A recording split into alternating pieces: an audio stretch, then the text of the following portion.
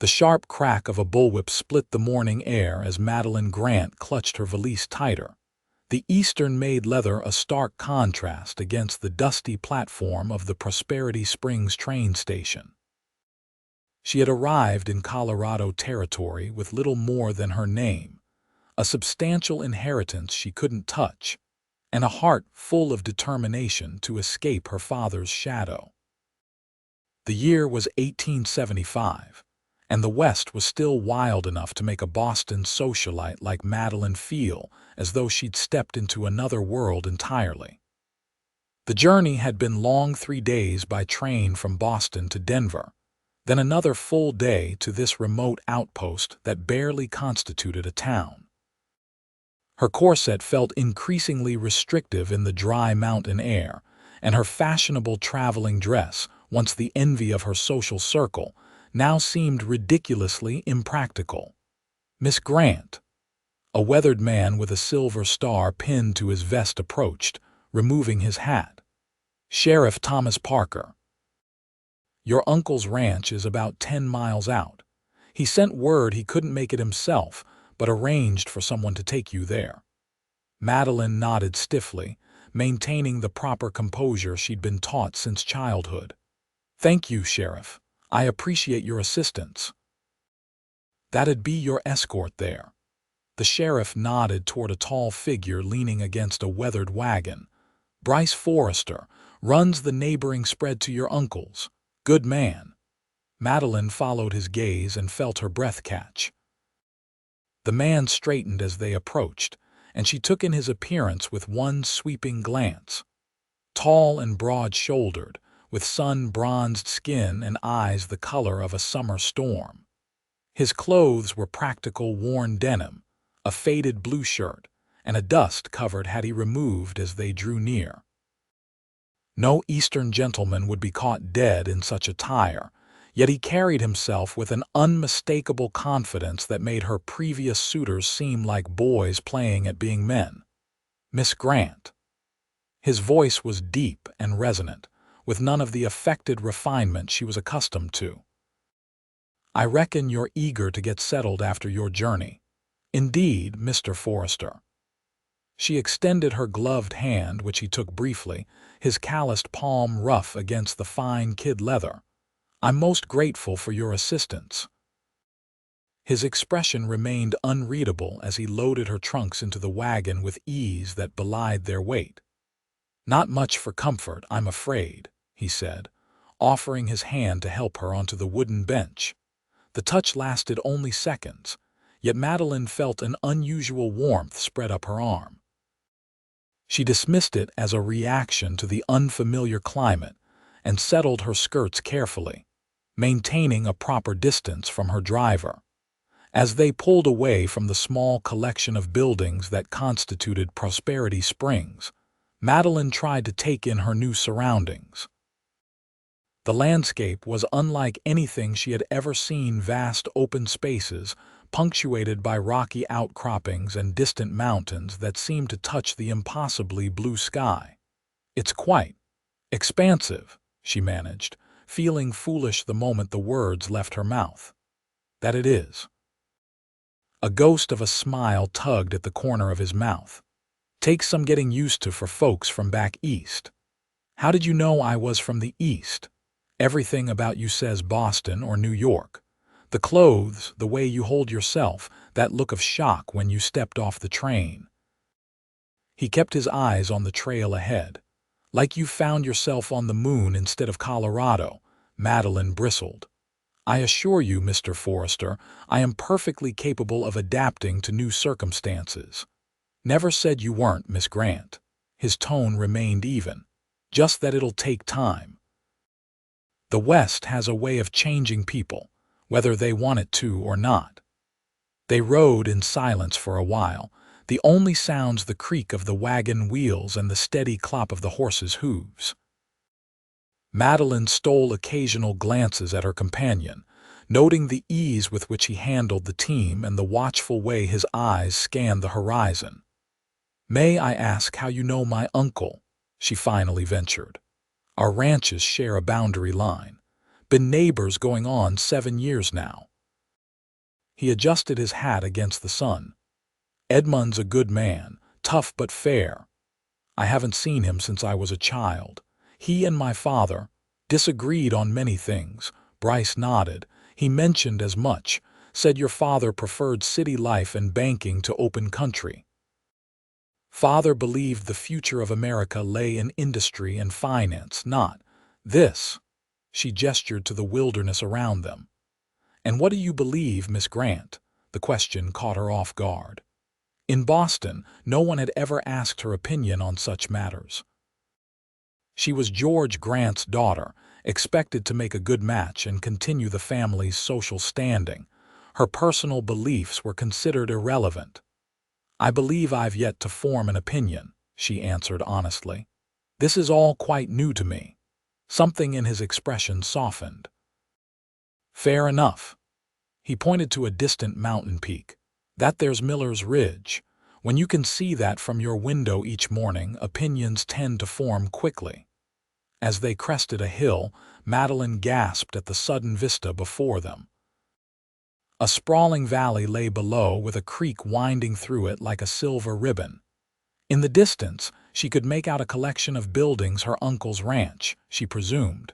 "It's beautiful," she whispered, the words escaping before she could stop them. "That it is. Timber Creek Ranch. Your uncle built it from nothing when he came out here after the war." Bryce slowed the horses as they began the descent. "My place is just over that rise to the west." The wagon hit a particularly deep rut, causing Madeline to lose her balance. Without thinking, she clutched Bryce's arm to steady herself, then quickly withdrew her hand, embarrassed by the impropriety. "I apologize, Mr. Forrester." "No need. Better grabbing my arm than falling out of the wagon." He glanced at her, his expression unreadable. "Road gets worse before it gets better. You might want to hold on." They continued down the winding trail, Madeline now gripping the edge of the seat with white-knuckled determination. When they finally reached level ground, she relaxed slightly, only to tense again when she spotted 3 riders approaching at speed. Bryce's hand moved casually to the revolver at his hip, but relaxed when the riders drew closer. "Just ranch hands," he explained. "Looks like your uncle sent a welcoming committee." The men, one older with graying hair and 2 younger fellows who couldn't be more than 20, reined in beside the wagon. "Miss Grant." The older man tipped his hat. "Walt Carson, your uncle's foreman. He sent us to escort you the rest of the way. He's mighty anxious to see you." "Thank you, Mr. Carson." Madeline nodded politely, though she felt a strange reluctance at the thought of parting from her taciturn guide. "I appreciate you fetching her, Forrester," Walt said. "Edmund's laid up with his back again, or he'd have come himself." "No trouble." Bryce's eyes met Madeline's briefly. "I was headed to town anyway." The rest of the journey passed quickly, with Walt keeping up a steady stream of conversation about the ranch and its operations.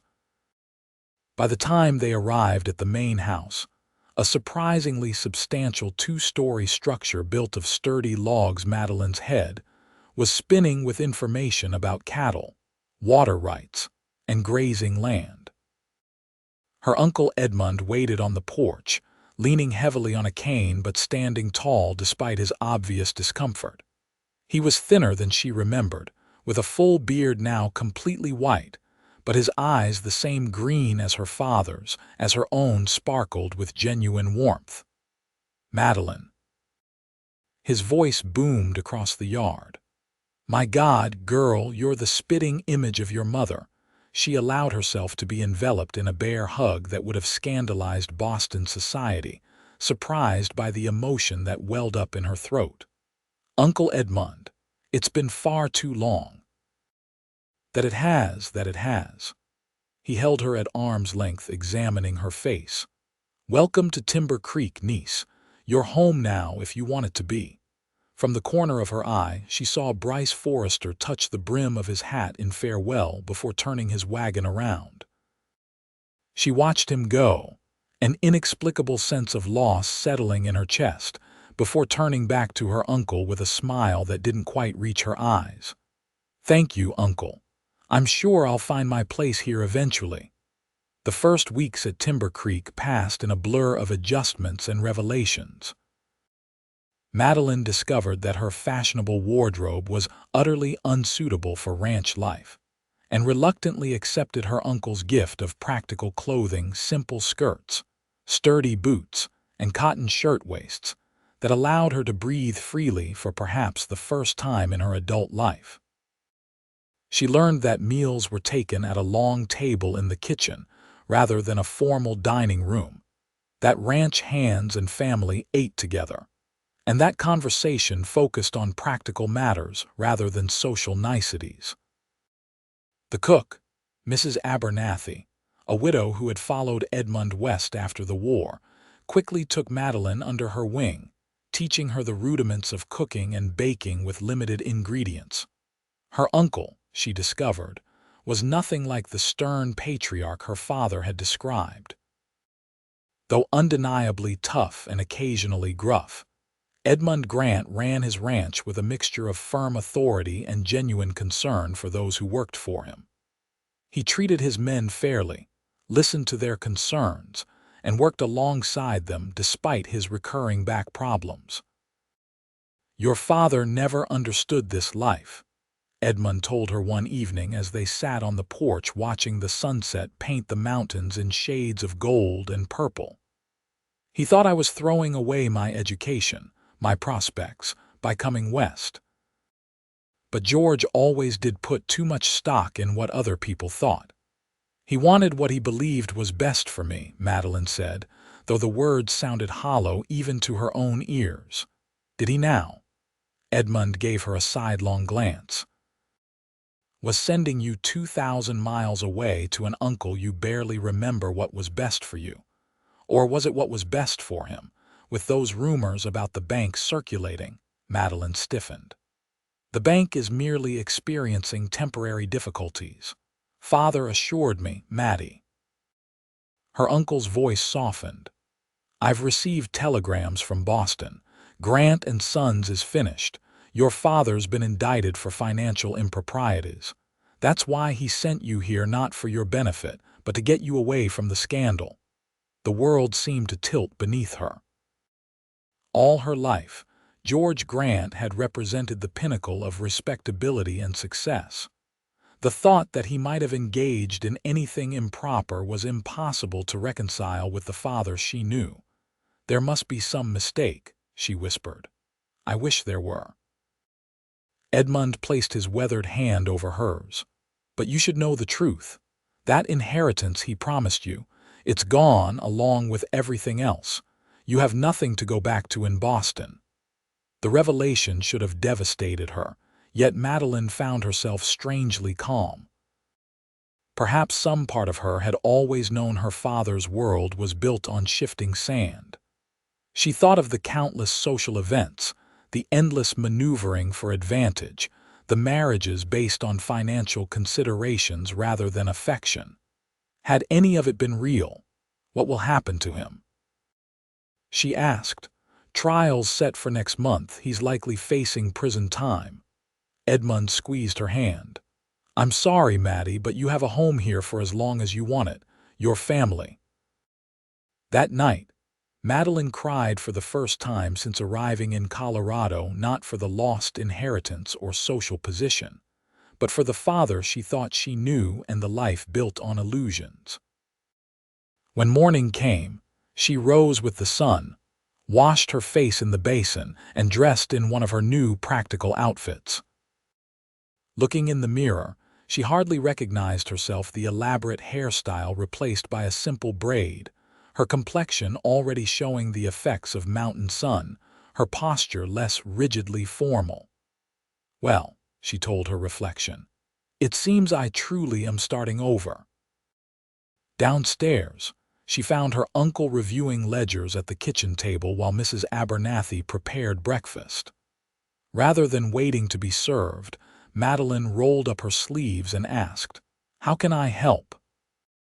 Mrs. Abernathy's surprise quickly gave way to approval as she directed Madeline in setting the table and preparing coffee.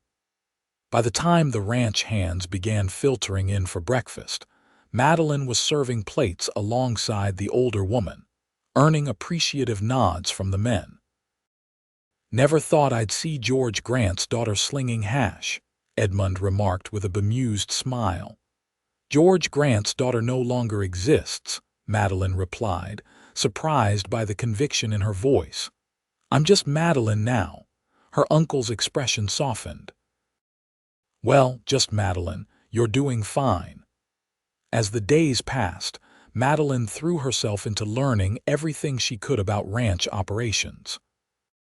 She convinced Walt to teach her to ride properly.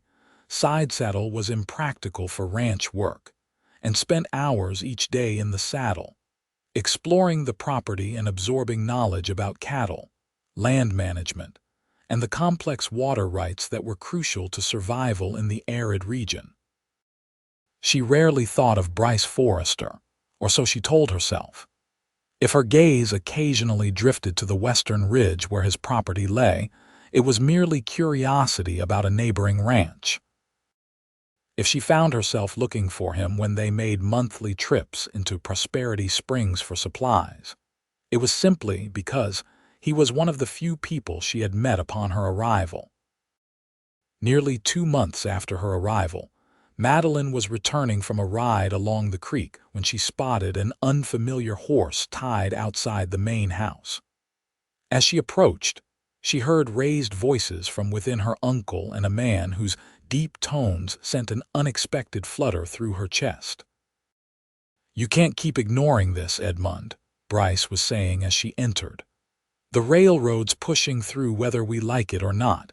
If we don't present a united front, they'll pick us off one by one." "I've dealt with their kind before," her uncle growled. "Made promises they never intended to keep. I won't sell a single acre, and that's final." "No one's talking about selling," Bryce countered, then broke off as he noticed Madeline in the doorway. Something flickered across his face, surprise, perhaps, or something more before he composed his features and nodded politely. "Miss Grant, Mr. Forrester." She removed her hat, suddenly conscious of her wind-blown hair and dusty clothes. "I didn't mean to interrupt." "You're not interrupting," Edmund said. "Bryce here is trying to convince me to join some fool coalition against the railroad. Waste of time, if you ask me." Madeline hung her hat on a peg by the door. "What railroad?" "Denver and Pacific's planning a spur line through the valley," Bryce explained. "They're offering to buy right-of-way access across the ranches, but their terms are insulting. Once they have a foothold, they'll start pressuring for more land." "So you're organizing the local ranchers to negotiate collectively?" Madeline asked, her mind immediately grasping the strategy. "That makes sense. Together, you'd have more leverage to secure favorable terms." Both men stared at her with similar expressions of surprise. "My father might have been a banker, gentlemen, but I wasn't entirely ignorant of his business," she said dryly. "Collective bargaining is a common tactic when dealing with powerful entities like railroads. See, Edmund, even your niece sees the sense in it." Bryce's eyes held a new respect as they regarded her. HMP. Her uncle seemed torn between annoyance and pride.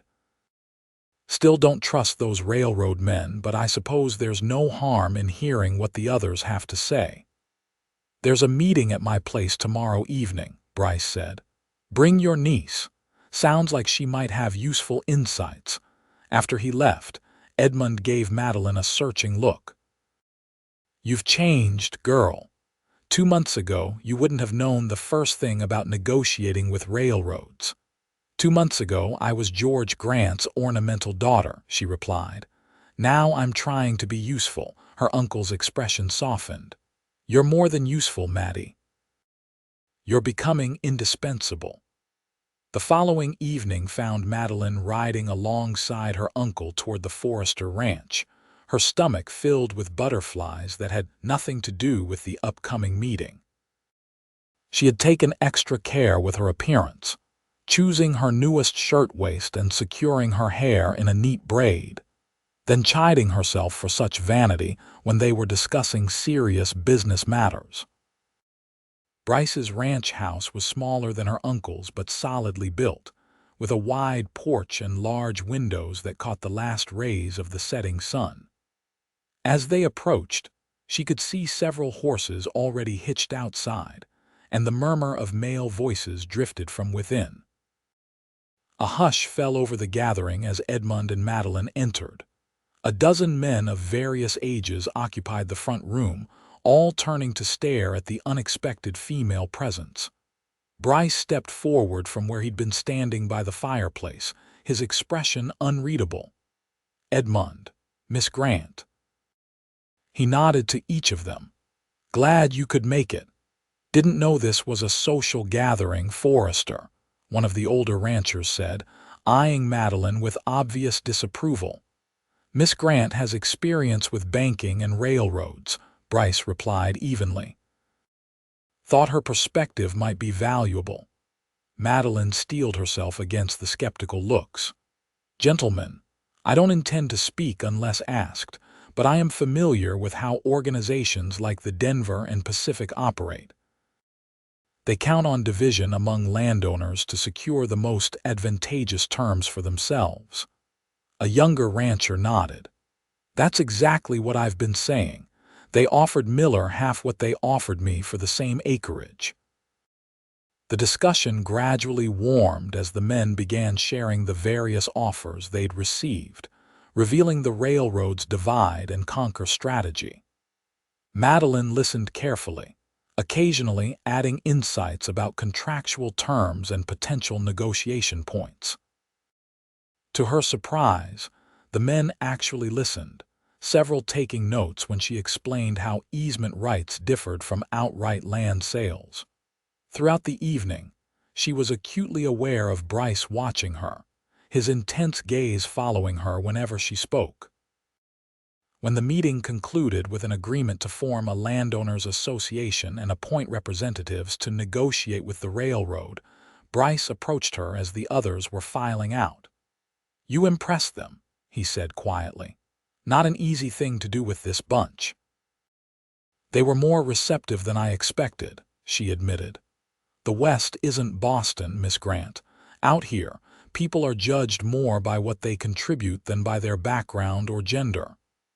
He hesitated, then added, "You seem to be adapting well to ranch life."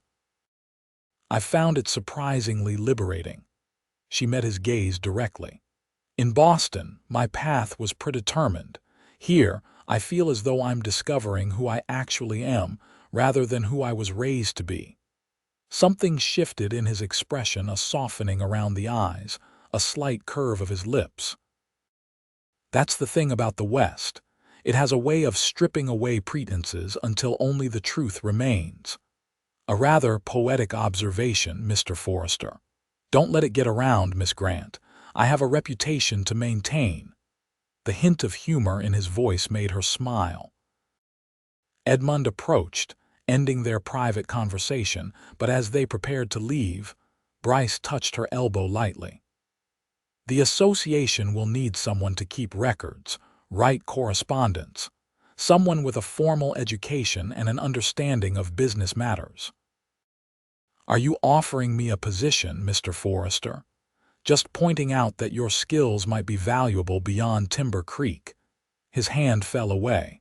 "Something to consider." On the ride home, Madeline found herself doing exactly that, her mind racing with possibilities she never would have entertained 2 months earlier. As summer gave way to autumn, Madeline's life settled into a rhythm that would have been unimaginable in Boston. Mornings were for ranch work. She had graduated from merely observing to actively participating in the daily operations, learning to mend fences, tend the kitchen garden, and even assist with the easier aspects of cattle management. Afternoons often found her at her small desk in the corner of the main room, keeping the ranch's accounts with a precision that impressed even her uncle. 2 days each week, She rode to the Forrester Ranch to handle correspondence for the newly formed Elk Valley Landowners Association. The railroad negotiations were proceeding slowly but steadily, with the collective approach already yielding better terms than any individual rancher had been offered initially. These visits to the neighboring ranch became the highlight of her week, though she was careful not to reveal as much to her increasingly observant uncle. Bryce Forrester remained something of an enigma, unfailingly polite, yet maintaining a careful distance, revealing little about himself despite their frequent interaction. What she did learn came mostly from others. How he had arrived in Colorado with nothing but his horse and saddle after the war. How he had worked as a ranch hand for 3 years, saving every penny before buying a small parcel of land. How he had gradually expanded his holdings through smart land management and selective breeding of his herd. How he had a reputation for absolute honesty in his dealings and unwavering loyalty to those he considered friends. None of this explained the growing awareness Madeline felt in his presence, the way her pulse quickened when he entered a room, or the dreams that left her waking breathless in the darkness of her bedroom. Such feelings were inappropriate for a lady, as her finishing school instructors would have been quick to remind her. Yet here, 2,000 miles from Boston society, those rules seemed increasingly irrelevant. One crisp October afternoon, as Madeline was preparing to leave after completing the association's weekly correspondence, Bryce made an unexpected offer. "I need to check the north pasture fence line," he said, saddling his horse as she mounted her own. "It's on your way back to Timber Creek. Ride with me." They rode side by side through golden meadows dotted with late blooming wildflowers, the mountains rising majestically before them. The aspens had turned, splashing the hillsides with brilliant yellow against the dark green of the pines. The beauty was almost overwhelming, and Madeline found herself frequently pausing simply to absorb the scenery. "I never imagined such places existed," she confessed as they stopped at a high point overlooking the valley. "In Boston, nature is something to be contained in parks or gardens. This is magnificent. First time I saw these mountains, I knew I'd never leave," Bryce said, his voice unusually reflective. After 4 years of war, the peace of this place was like a balm to the soul. It was the first time he had mentioned his military service. Madeline studied his profile, noting the faraway look in his eyes. "You fought for the Union, Massachusetts 20th Infantry, from Bull Run to Appomattox." His jaw tightened. "Saw things no man should have to see. Did things I still can't reconcile with the person I thought I was." Madeline's heart ached at the pain evident in his voice. "Is that why you came west? To escape those memories?" "Partly." He turned to face her, his expression more open than she had ever seen it. "Mostly I came looking for something untouched by hatred and division. Somewhere I could build rather than destroy." "And have you found it? What you were looking for?" His gaze held hers, intense and searching. "I'm beginning to think so."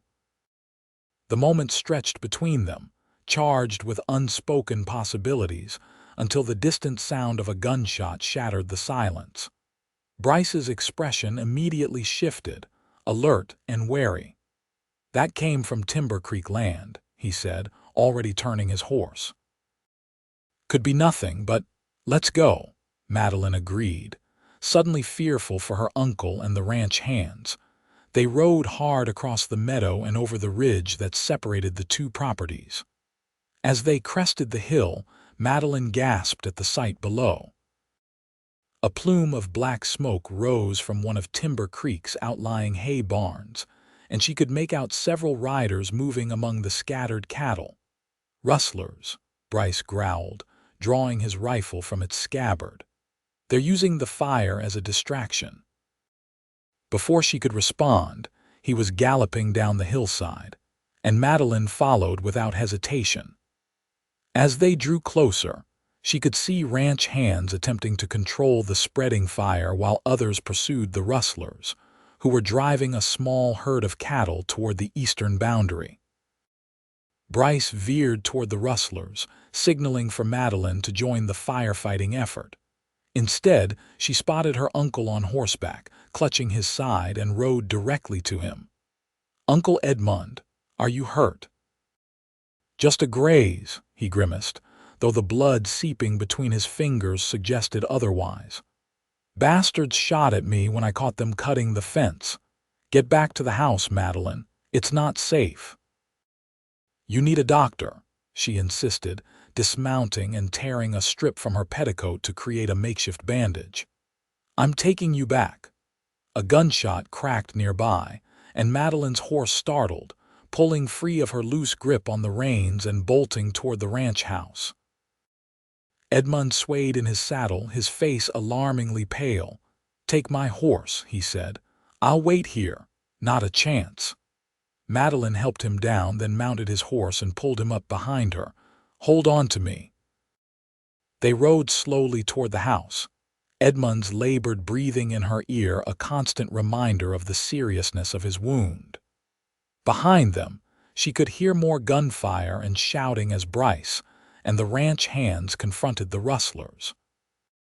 Mrs. Abernathy was already waiting on the porch, alerted by Madeline's riderless horse. Together, they helped Edmund inside and onto his bed, where the cook's experienced hands took over, cleaning and bandaging the wound with the efficiency of someone who had seen her share of injuries. "Bullet went clean through," she reported. "Bleeding's mostly stopped. He'll be weak for a while, but if infection doesn't set in, he should recover." "Thank God," Madeline sighed, squeezing her uncle's hand.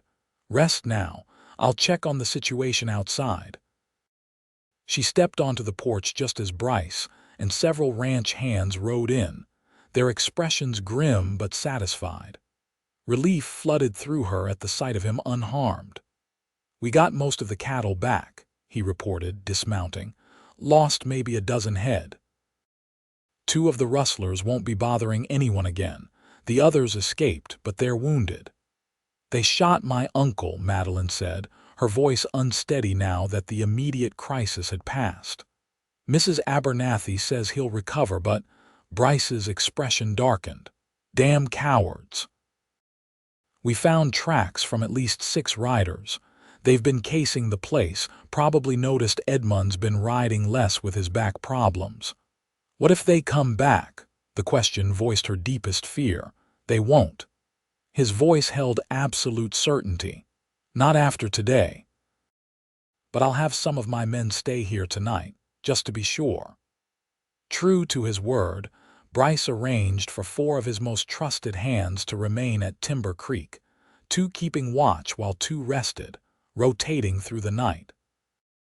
He himself stayed until well after dark, helping organize repairs to the damaged fence and checking on Edmund several times. As the household finally settled for the night, Madeline found him on the porch, staring out into the darkness with a vigilance that suggested he was still on alert for any threat. "You should get some rest," she said softly, joining him at the railing. "You've done more than enough today." "I'll head back soon." He turned to face her, his expression serious. "You handled yourself well today, Madeline. Not many women or men, for that matter, would have kept their composure the way you did." It was the first time he had used her given name, and the sound of it in his deep voice sent a shiver through her that had nothing to do with the cool night air. "I was terrified," she admitted, "but there wasn't time to think about it. That's courage. Not the absence of fear, but action despite it." His eyes searched hers in the dim light spilling from the house windows. "You've changed since you arrived, grown into yourself." "The West has changed me," she said, echoing his earlier words. "Stripped away pretenses until only the truth remains." His hand moved as if to touch her face, then hesitated and fell back to his side. "I should go. My men know to come get me if there's any trouble. Bryce." His name felt right on her lips, natural in a way that Mr. Forrester never had. "Thank you, not just for today, but for seeing me. The real me, even when I wasn't sure who that was." Something shifted in his expression, a softening that made her heart race. "Good night, Madeline. I'll check on Edmund tomorrow." As she watched him ride away, Madeline acknowledged the truth she had been avoiding for weeks. She was falling in love with Bryce Forrester, not with the idea of him or what he represented, but with the man himself, with his integrity and quiet strength, his respect for the land and those who worked it, his ability to see beyond the Boston heiress to the woman she was becoming. Whether he could ever return such feelings remained to be seen. The attempted rustling proved to be a turning point for Timber Creek Ranch.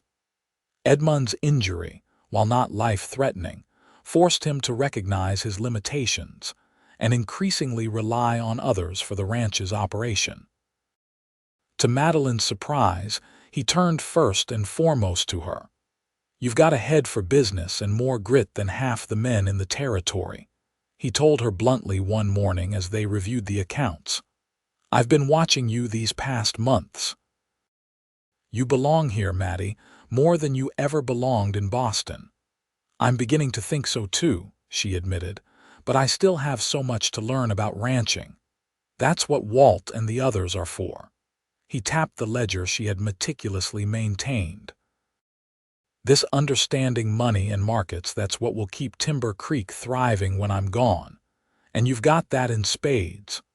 Over the following weeks, a new routine established itself. Madeline officially took over the ranch's business affairs, while continuing her work for the Landowners Association. Her uncle gradually resumed light duties as his wound healed, but made it clear to everyone that Madeline now spoke with his full authority in all matters concerning Timber Creek. The railroad negotiations progressed to the point where a formal agreement seemed imminent, one that would provide fair compensation and important protections for all the ranches in the valley. Bryce, as the association's president, spent increasing time in Denver meeting with railroad officials, leaving Madeline to handle local matters in his absence. These separations, she found, only intensified her feelings for him. Each time he returned with news of the negotiations, they would spend hours discussing strategy and next steps, their conversations flowing effortlessly from business to more personal matters. She learned about his childhood in Massachusetts, his difficult relationship with his father, his dreams for his ranch. In turn, she shared her own hopes and fears, her growing attachment to Timber Creek, her determination to prove herself worthy of the responsibility her uncle had entrusted to her. What remained unspoken was the deepening connection between them, the lingering glances, the brush of hands when passing documents, the way conversation faltered sometimes when their eyes met. Propriety still governed their interactions, yet Madeline increasingly found herself wondering what might happen if one of them found the courage to bridge that final gap. Winter arrived with a suddenness that took Madeline by surprise. One day the valley was still adorned in autumn colors. The next, a heavy snowfall transformed it into a glistening white expanse. Ranch operations slowed as cattle were moved to sheltered pastures and travel became more difficult. The isolation, rather than feeling oppressive, gave the ranch a cocoon-like quality that Madeline found unexpectedly comforting.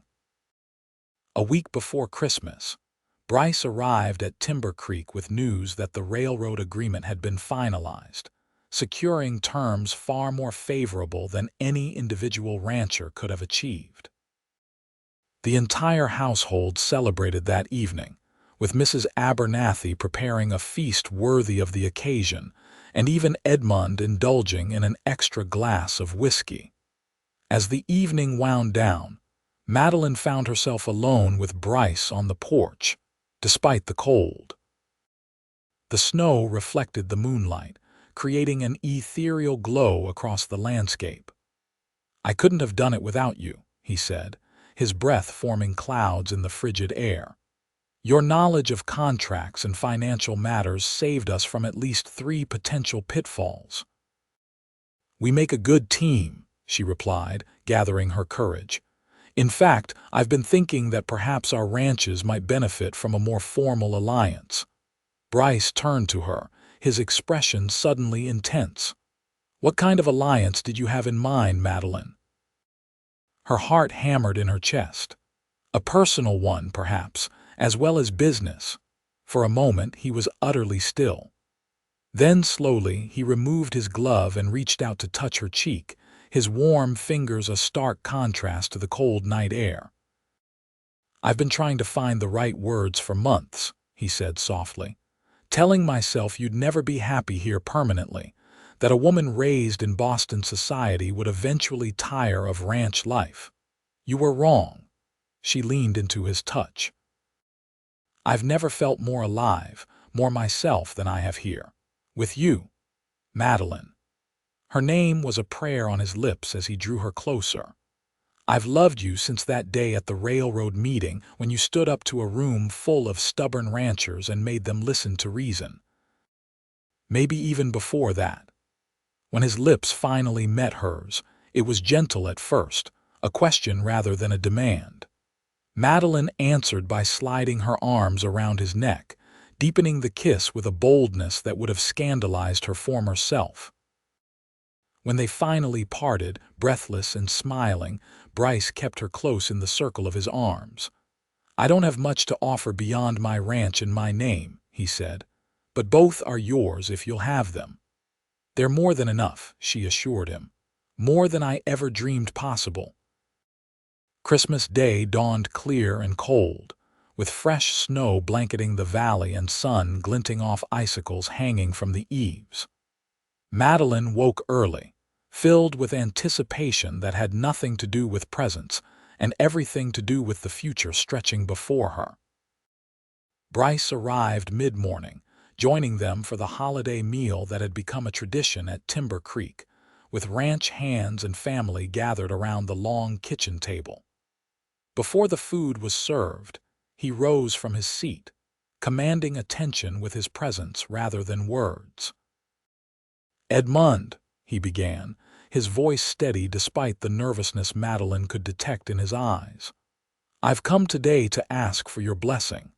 I love your niece and wish to make her my wife, if she'll have me." All eyes turned to Madeline, who felt a blush rising in her cheeks despite the joy bubbling through her veins. "I've already said yes," she confirmed, reaching for Bryce's hand. "But we would very much like your blessing, Uncle." Edmund's weathered face split into a broad grin. "About time you got around to asking," he said to Bryce. "Been watching you moon over each other for months." He raised his glass. "You have my blessing and my congratulations. Couldn't ask for a better man for my niece." The table erupted in cheers and congratulations, but Madeline barely heard them. Her attention was fixed on Bryce, who was guiding her to the head of the table, the place traditionally reserved for the lady of the house. "Your place is here," he said softly, for her ears alone.